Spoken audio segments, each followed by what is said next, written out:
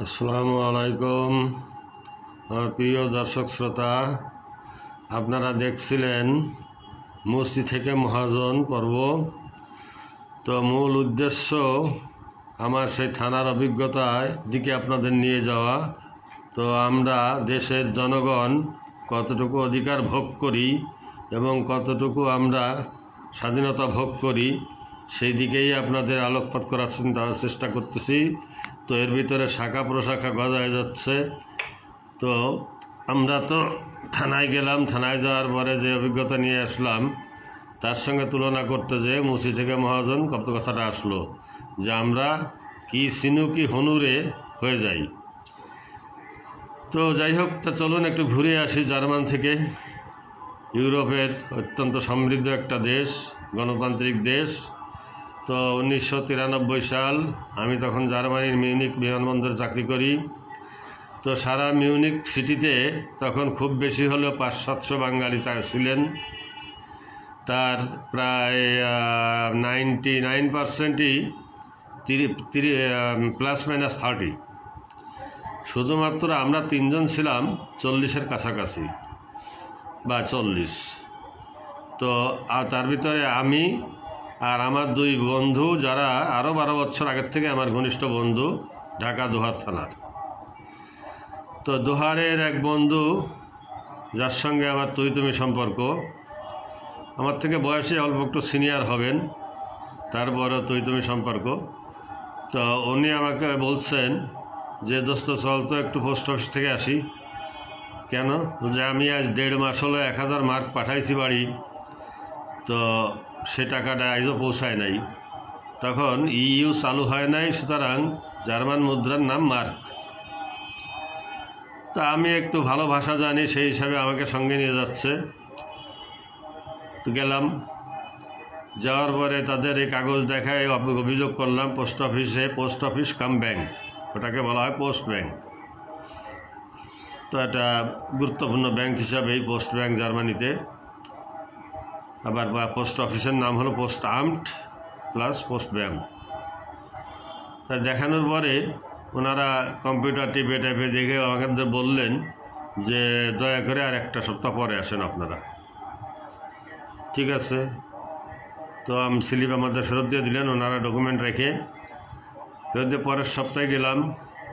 যাওয়ার পর কোনো কথা নাই, 1000 মার্ক প্লাস 30 মার্ক কমিশন ছিল পাঠানোর খরচ, সেটা সহ দিয়ে দিলেন।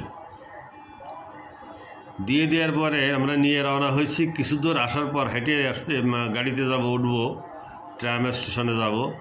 তো হঠাৎ করে আমার মাথার ভিতরে খেললো যে ঘটনাটা কি। ওনারা আমাদের বললেন যে টাকা তো আরও 1 মাস আগে আপনাদের সদরঘাট বৈদেশিক শাখায়, সোনালী ব্যাংকের শাখায় চলে গেছে, পৌঁছায় গেছে। তা আপনার গ্রাহক না পাইলে তো এটা কী কেমনে পেল না? তো এটা পায় না, এটা সত্য কথা। তারপরেও ওনারা টাকাটা দিয়ে দিলেন কেন? বাংলাদেশি মানুষ আমরা, বাংলাদেশে টাকা পৌঁছায় গেছে, তার কাছে সেই খবর গেছে তাদের অফিসে। তো আমি বললাম যে দোস্ত তো ফিরে আয়, একটু পোস্ট অফিসে যাই।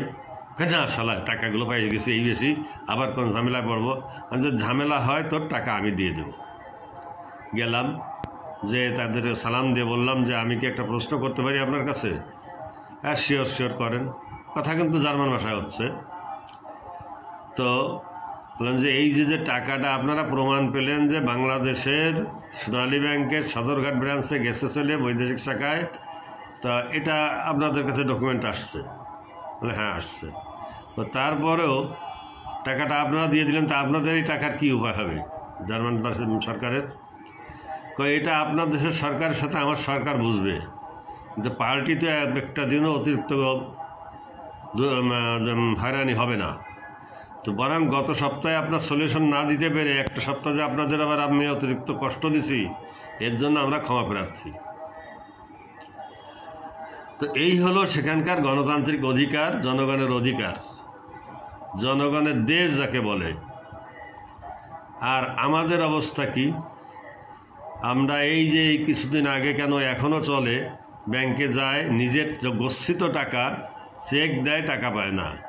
আবার সেদিন দেখলাম নেটে শ্রমিক আইসার একসঙ্গে এক ব্যাংক থেকে 70 লক্ষ টাকা সুটকেসের ভিতর ভরে তারপর দেশ ছেড়ে পালায় যাওয়ার চেষ্টা করতেছিলেন, উনি যেতে পারেননি, আটকা পড়ে গেছেন। তাহলে এদের এই 70 লক্ষ টাকা কিভাবে ব্যাংক দেয়? আর সাধারণ জনগণের নিজস্ব গচ্ছিত হালাল টাকা, পাষ্টার্জিত টাকা তারা 50,000, 10,000, 20,000, 1 লাখ এ দিতে পারবে না বা তার বেশি দিতে পারবে না। এগুলো কোন নিয়ম, কোন সিস্টেম, কী সেবা আমাদের মূল্য কি? আমরা কি জনগণ? এই দেশের মালিক আমরা?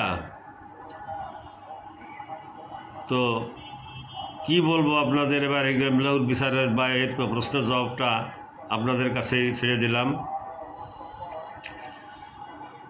সেখানে আমরা প্রশাসনিক সুযোগ সুবিধা কী পাবো?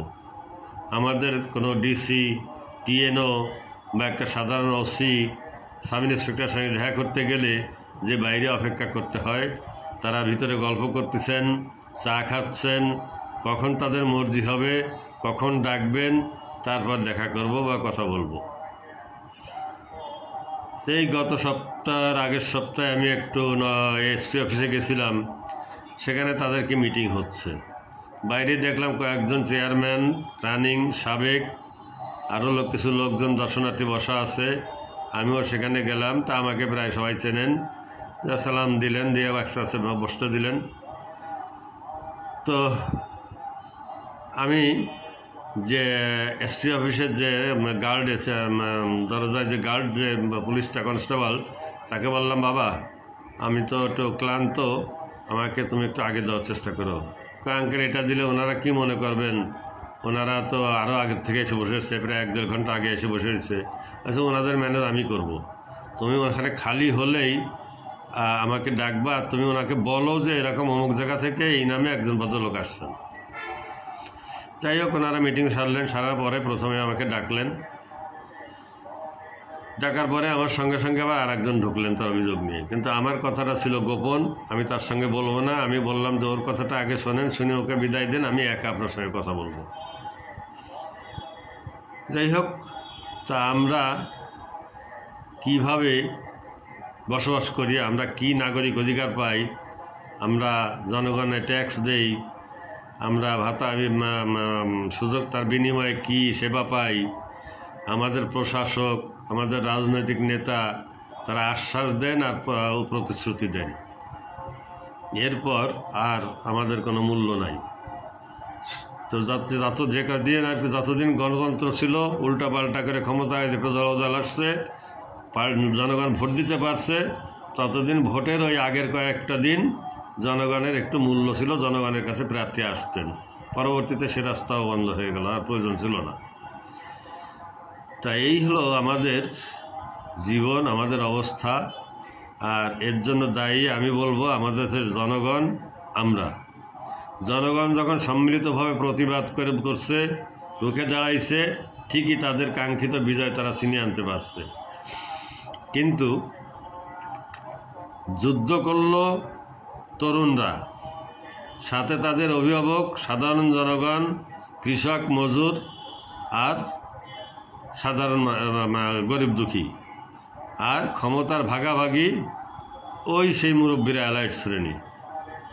আর তারা সেই মুসির মতো ওই বিলাসিতা পেয়ে, বিলাসী চেয়ার পেয়ে, প্রোটোকল পেয়ে তারা যে আর একটু বসে নি, আর একটু ঝিমেই নি, আর একটু আরাম করে নি, আর একটু স্যালুট পাই, সম্বর্ধনা পাই, আমরা প্রোটোকল পাই, এইভাবেই তাদের দিন কেটে যাচ্ছে। এই 3.5 মাসে আমরা কি অগ্রগতি দেখছি? আর শুধুমাত্র ক্ষমতার হাত বদল, রং বদল আর নাম বদল। তো এইভাবেই আমাদের জীবনটা হয়তো কেটে যাবে। পরবর্তীতে আপনাদের আমি সেই থানার গল্পটা শোনাবো যে আমি কি এন্টারটেনমেন্ট পেলাম, সেখানে কি সেবা পেলাম। ধন্যবাদ।